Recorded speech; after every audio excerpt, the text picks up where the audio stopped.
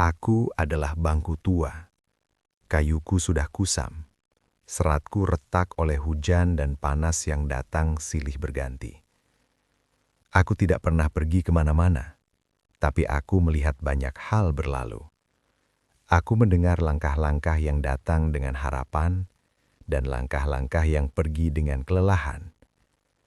Pagi itu, aku kembali duduk diam, menghadap ke gunung yang tertutup kabut. Gunung Bulu Saraung berdiri tenang, seolah tidak terjadi apa-apa. Padahal di balik diamnya, ia sedang menyimpan cerita. Kabut turun pelan, bukan seperti tirai yang ditarik tiba-tiba, melainkan seperti napas panjang yang dilepaskan alam. Angin membawa bau tanah basah.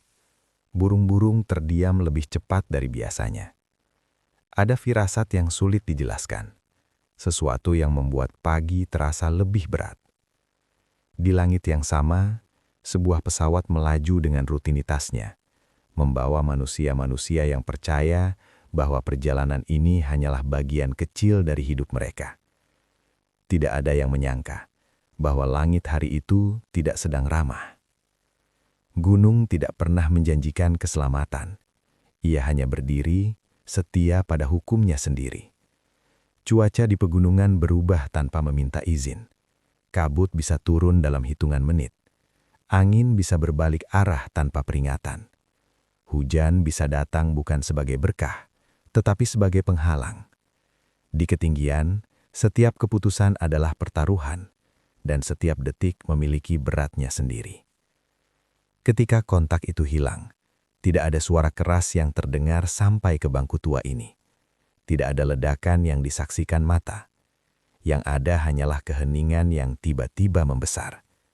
Layar-layar pemantau menjadi kosong. Angka-angka berhenti bergerak.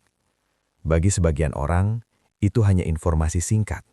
Bagi yang lain, itu adalah awal dari penantian yang panjang. Pencarian dimulai dengan langkah-langkah kecil. Manusia-manusia berjaket terang bergerak menuju gunung.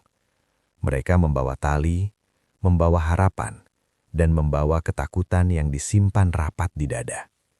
Medan tidak ramah. Lereng terjal memaksa tubuh merunduk. Batu licin menguji keseimbangan. Kabut menutup pandangan hingga hanya beberapa langkah ke depan yang terlihat. Di tempat seperti ini, suara menjadi penunjuk arah, dan kepercayaan pada rekan menjadi pegangan utama. Hari demi hari berlalu dengan ritme yang lambat. Setiap langkah maju seringkali harus dibayar dengan 2 langkah hati-hati. Alam tidak bisa dipaksa. Ketika hujan turun, pencarian harus berhenti. Ketika angin menguat, helikopter tidak bisa mendekat. Disinilah manusia belajar kembali tentang batasnya sendiri. Bahwa keberanian tidak selalu berarti maju, kadang berarti menunggu. Pada hari Minggu itu, kabar datang dengan nada yang berat. Seorang korban ditemukan. Laki-laki. Tubuhnya berada di dasar jurang, sekitar 200 meter dari bibir atas. Ia ditemukan dalam kondisi utuh, tengkurap, seolah sedang beristirahat dari perjalanan yang terlalu jauh. Di sekitarnya terdapat dokumen dan sebuah ponsel. Benda-benda kecil yang biasanya tak berarti, kini menjadi saksi bahwa ia pernah hidup, pernah memiliki tujuan, pernah memiliki orang-orang yang menunggu. Tidak ada sorak, tidak ada rasa lega yang utuh. Penemuan ini bukan akhir, melainkan pengingat bahwa di balik setiap nama dalam daftar penumpang ada cerita yang terhenti. Tim yang menemukan berdiri diam sejenak. Di tempat sedalam itu, suara hati terdengar lebih jelas daripada suara angin. Evakuasi tidak bisa dilakukan segera. Cuaca kembali berbicara dengan caranya sendiri. Kabut menebal. Jarak pandang menyempit hingga 5 atau 10 meter. Hujan turun tanpa kompromi. Demi keselamatan, keputusan diambil untuk menunda. Jenazah akan dievakuasi esok pagi dengan bantuan helikopter. Keputusan ini berat, tetapi perlu. Di gunung, tergesa-gesa seringkali berakhir dengan kehilangan yang baru. Sementara itu, kabar lain beredar. Sebuah benda berwarna oranye ditemukan. Harapan sempat naik, menyebut-nyebut kotak hitam. Namun klarifikasi datang kemudian. Itu bukan black box, itu adalah ELT, alat pemancar darurat yang berada di bagian depan pesawat. Harapan kembali diturunkan, pelan-pelan, agar tidak jatuh terlalu keras. Pencarian belum selesai. Kotak hitam masih dicari. Kemungkinan korban lain masih ada. Gunung masih menyimpan jawabannya. Di tempat lain, keluarga menunggu dengan waktu yang terasa lambat. Jam berdetak seperti enggan bergerak. Setiap kabar baru disambut dengan cemas. Setiap jeda terasa terlalu panjang. Aku, bangku tua, hanya bisa menyaksikan dari jauh. Aku tidak tahu nama-nama itu. Aku tidak tahu wajah-wajah yang dirindukan. Tapi aku tahu satu hal. Setiap perjalanan selalu membawa risiko. Dan setiap kehilangan meninggalkan ruang kosong yang tidak mudah diisi. Gunung Bulu Saraung akan tetap berdiri. Kabut akan tetap turun dan naik. Hujan akan tetap datang sesuai musimnya.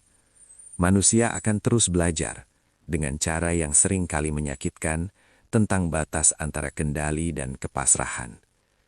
Jika suatu hari kau duduk dekatku dan melihat gunung tertutup kabut, ingatlah cerita ini.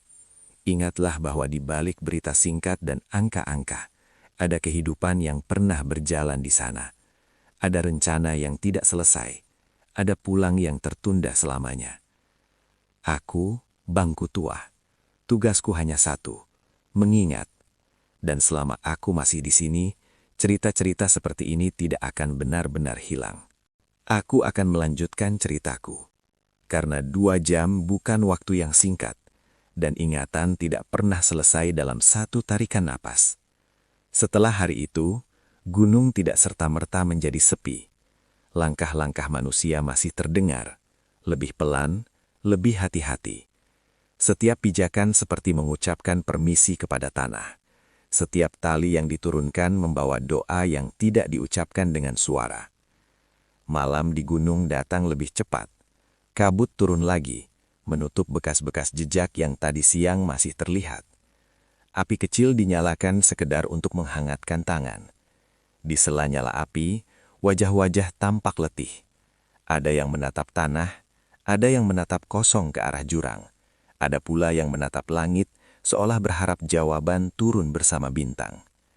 Di tempat lain, jauh dari gunung ini, lampu rumah masih menyala hingga larut. Ada kursi yang tidak lagi diduduki. Ada piring yang disiapkan lalu dibiarkan dingin. Ada pesan singkat yang tidak pernah dibalas.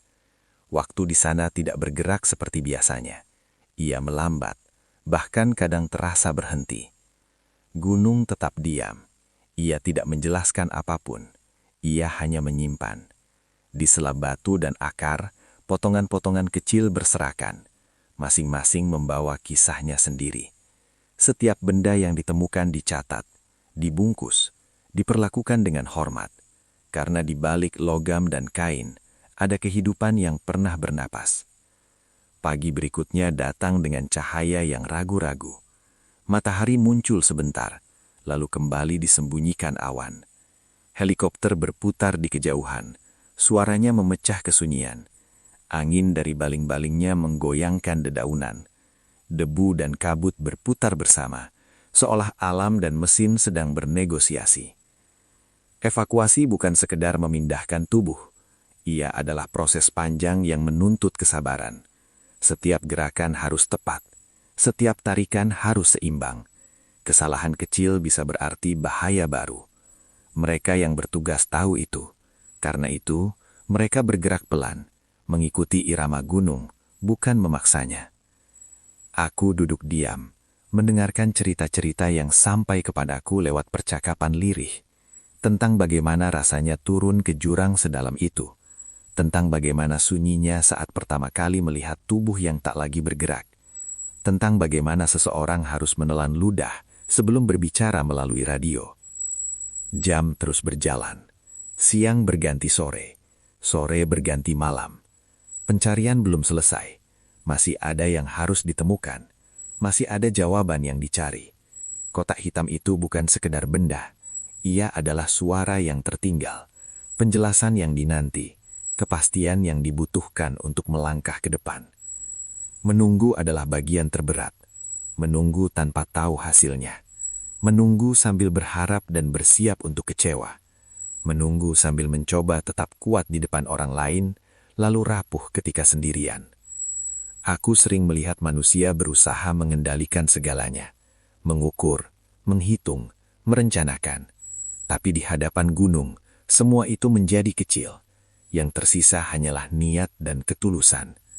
Alam tidak bisa disalahkan, tapi juga tidak bisa dipeluk begitu saja. Jam demi jam berlalu. Narasi ini mengalir pelan, seperti napas yang dijaga agar tidak terputus. Setiap kalimat diberi ruang, setiap jeda dibiarkan berbicara.